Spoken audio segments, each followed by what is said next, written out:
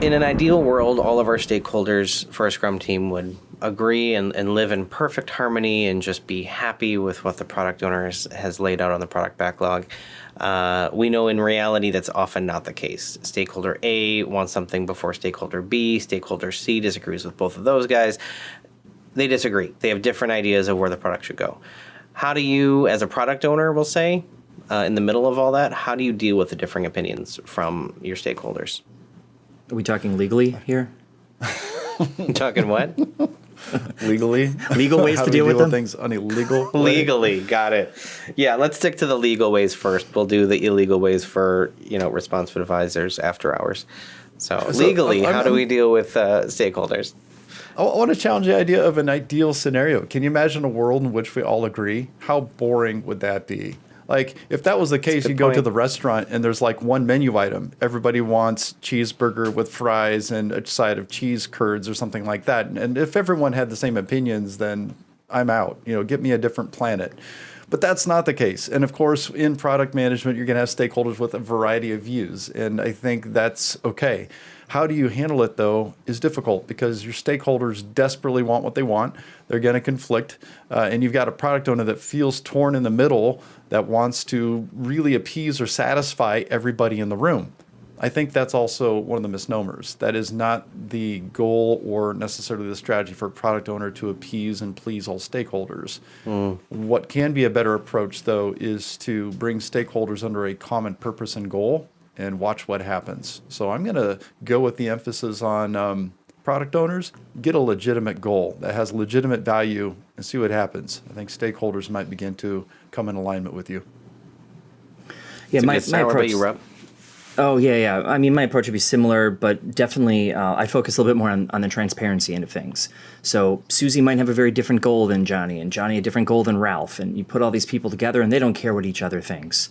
But if you can raise transparency to greater issues or bigger purpose problems, or perhaps even get other stakeholders in that can give some better opinions so that we can make better formed decisions, that would be a way to go, in my opinion. And the way to do that, sprint reviews. Another way to do it, if you are a product owner and you're out there trying to understand what your stakeholders' needs are or what they're after, what their top 10 list is, don't do it in isolation. Make sure that we get these people together at the same time and we can have these discussions out in the open. People have a different opinion of each other when they can hear from that person directly and hear some of their concerns and weigh those against your own. I would resist the temptation to isolate these people and get their top 10 lists, and then as a product owner, you have to figure that out.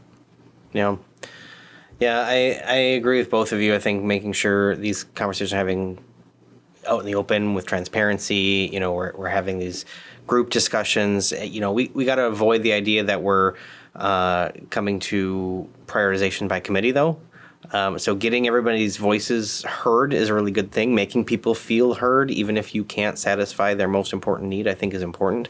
But framing around that, we have to have a shared understanding that there is one product owner, a single person, who is calling the shots. I would also lean into the fact that, the sprint in Scrum limits risk. If stakeholder A is really frustrated that you're deprioritizing their pet projects or pet features, whatever, well, guess what? We're only going that direction for a sprint. And we have an opportunity to inspect and adapt. And hopefully we can tie what we're doing to real outcomes, not just ideas or what we think is valuable. We can validate that value and show that, yes, this is impacting the outcomes, or no, it's not. And guess what? If it's not, we can change direction and prioritize that thing that we deprioritize and change course. I'm into that. And don't forget the donuts. Bring donuts to sprint reviews. Stakeholders are a lot easier to deal with when they've had donuts. That always helps. Yeah. Greg, didn't you just write a blog on this and share a tool that people can use to kind of coordinate opinions from lots of different stakeholders? Yeah, I did. Something that I built just kind of off the cuff, honestly. I was frustrated with a lot of noise from stakeholders and with that noise, there was very little transparency. There's actually like behind the scenes conversations saying, hey, don't tell stakeholder X this, but I need this from you. And I'm like, are you kidding me? This has to become visible.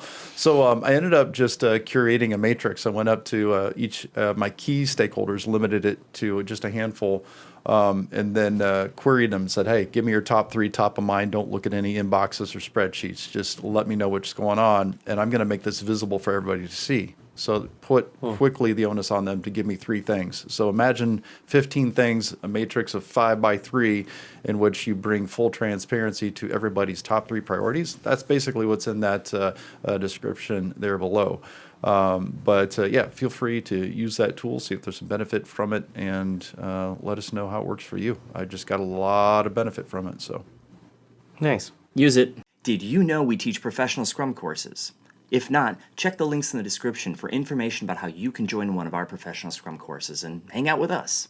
All right, you know the drill. This is YouTube after all, so this is where I ask you to click the thumbs up, click the subscribe button, hit the bell, or whatever else YouTube's come up with these days for you to get our videos delivered to you. Or even better, in our description below, there's a link where you can get these videos delivered straight to your inbox.